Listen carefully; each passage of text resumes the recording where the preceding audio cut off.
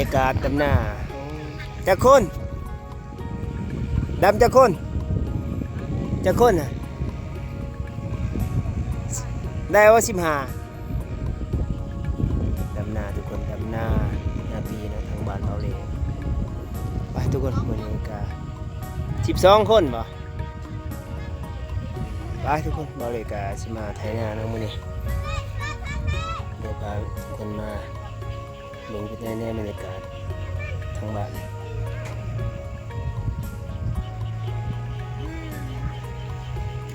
ไปทุกคนมีน้องพรนำเนาะเราเลยสิไถนาหุดทุกคนเนาะมองนี่มันเป็นหน้าหุดหน้าดำนั่นแหละลืมไปว่าหน้าหุดบรรยากาศมืดครึ้มน้องพรกับน้องออนไปลกกาทุกคน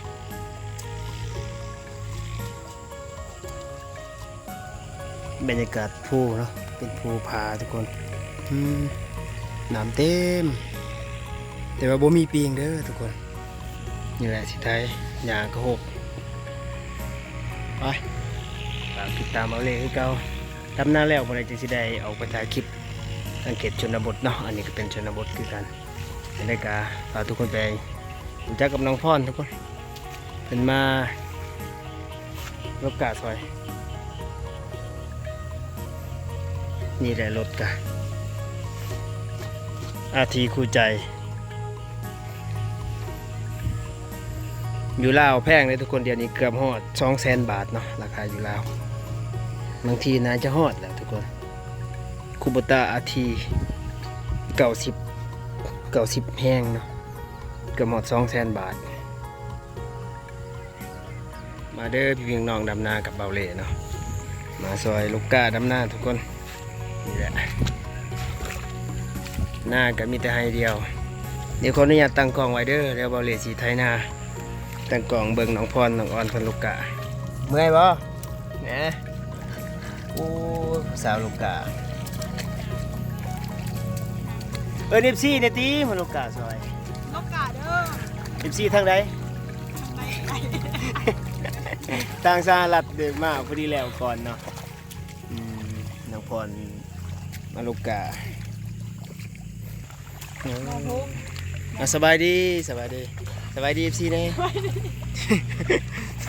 คนอารมณ์ดีคนใหญ่แล้วทุกคนอายุจักปีแล้วจ้ะลืมนะ22 10เท่าไรเลย17ทุกคนมาลูกกาซอยเนาะ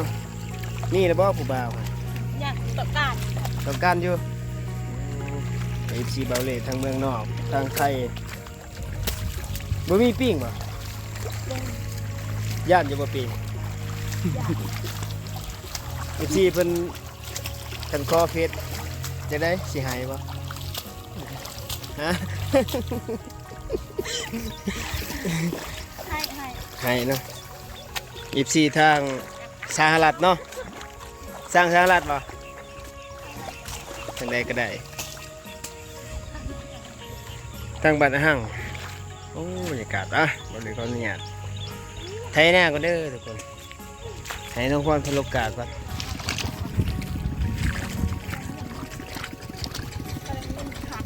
เมื่อยบ่ โอ้ยไทยหน้า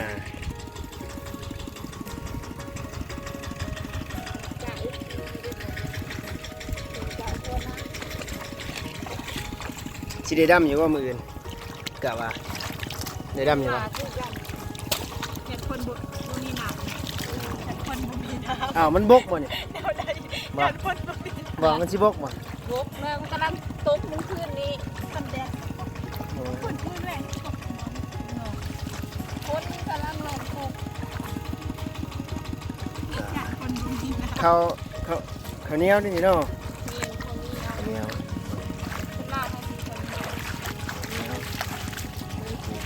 เขาเจ้านี่บรรยากาศครับ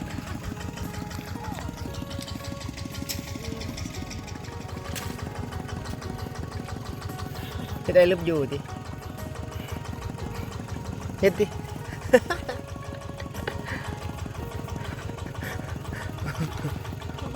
ตัวนี้คนกำลังมีความสุขกำลังมีน้ำฝนโปรยปลายขึ้นมา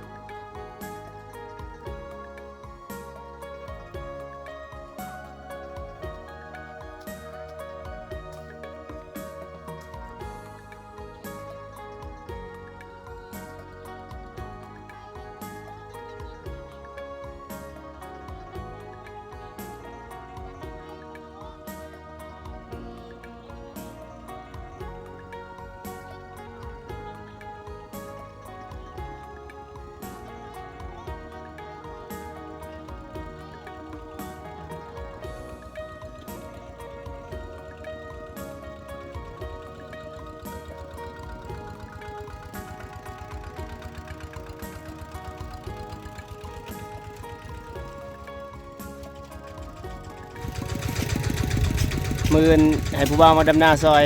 14เบาเล่เอิ้นเนี่ยติเอิ้น14แน่ 10 คนบ่โอ้เพิ่นจะได้10 คนมาดำนาซอยผู้นี้จักคนจักคน สาว เจ้าผู้นี้จะได้10 คนดำนาซอยโอ้10 คนนะดีใจนะมื้ออื่นยังสิได้ดำที่ติดตามมันเด้อเป็นบรรยากาศบ้านน้องพรกับเบาเล่กับน้องพรก็เป็นญาติกันนะเป็นสาวโสดเด้นี่อายุ18 ปี17 ปีบ่ทันเอาผัวเราอยากได้สามีฝั่งไทยสหรัฐแคนาดา โอ้เจ้ากินนี่ไว้พอกันมื้ออื่นเจ้ากินนี่ก็ว่าสบายดีบ๊ายบายบ๊ายบายแน่ทุกคนไว้ฟังคลิปหน้าเนาะฝากติดตามเบาเล่คือเก่าทุกคนเจ้ากินนี่ก็ว่าสบายดี